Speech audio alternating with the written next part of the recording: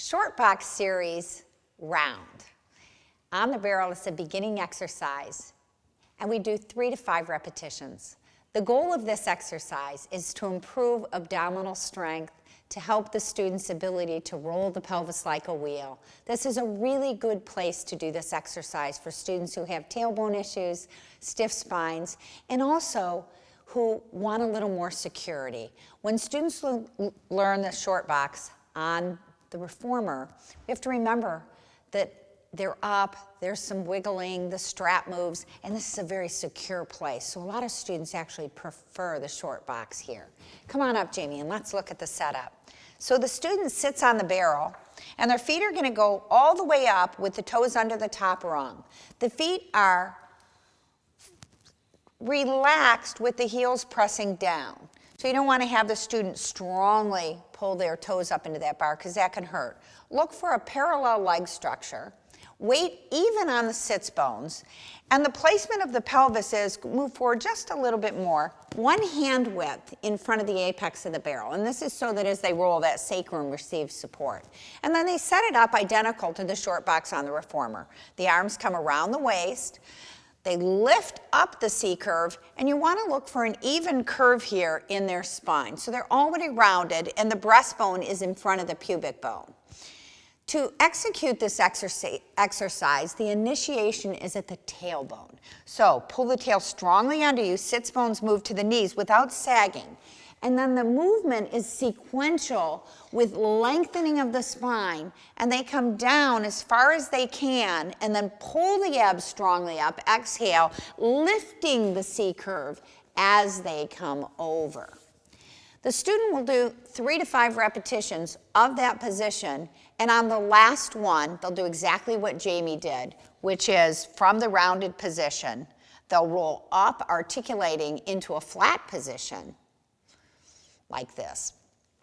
Now, precision points. What you want to look for is when you're behind the student, you want to make sure that they're rolling even on the right and left side of the spine, so that that spine is coming right down the middle of the barrel, that the weight is even on both sides.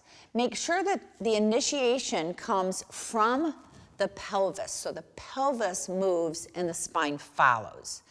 The leg bones, the femur bones, are still, and the pelvis is rolling around the head of the femur bone. Make sure that the head stays in line with the rest of the spine, because often in this exercise, either the head is dropped, and you can see we've lost the curve there, or the eyes are too lifted, bring your head back a little, and we've lost the alignment there. So watch for those things. Common errors are initiating from the low back. So Jamie, press back into me. Yeah, so just, there was no initiation at the tail, so the pattern being done incorrectly. Not articulating, so just kind of coming back, and there is no articulation, it's just leaning back.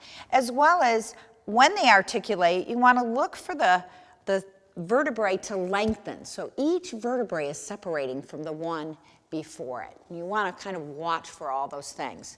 Additionally, kind of keep an eye over here that the legs don't roll in and out through the movement. They stay still.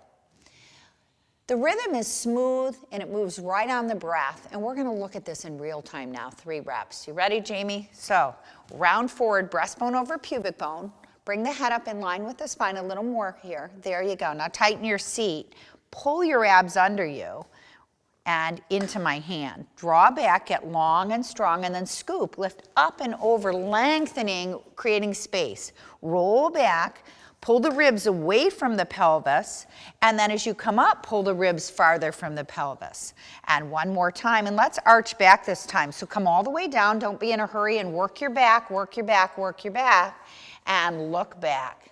And gather your chin, your chest, your ribs, your waist, draw over. If the student can do that articulation with the extension, we can challenge it further by bringing the arms over the head. So let's take a look at what that one looks like. Pelvis rolls, everything comes in to the barrel. Make sure your student's demanding that of their body. They come back, and then keeping the arms bent, they bring their arms to their forehead. And then if they can do that, they can extend the arms down to the floor. And then bring them back up to the forehead, drop the head, gather the chin, the chest, the ribs, the waist, lift up and over, articulate up, sitting, and then reach forward, bringing the hands to the outside of the rungs, pulling the abs back, and getting a little monkey stretch here. Feels really good. Go ahead and come up. The spots. You saw as I was teaching Jamie that I was guiding his body. I love teaching this series on the barrel because I can get really with the student, and I can't stand in the well on the reformer, but right here I can really help them roll evenly. So this is a great place to give a supported or a guiding touch, and I can also give a move into touch. You saw me work my fingers under there to guide him into the barrel.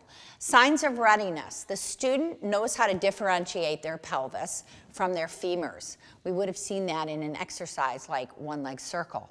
They're probably doing seated rollback at least. They're probably doing the short box round on the reformer. This is a great place, though, to introduce the extension part of that exercise on the reformer because the extension is supported versus the flat edge of the short box on the reformer. For a building block, we would just work a smaller range of motion, and we wouldn't do the extension phase, so there would be no back bending there.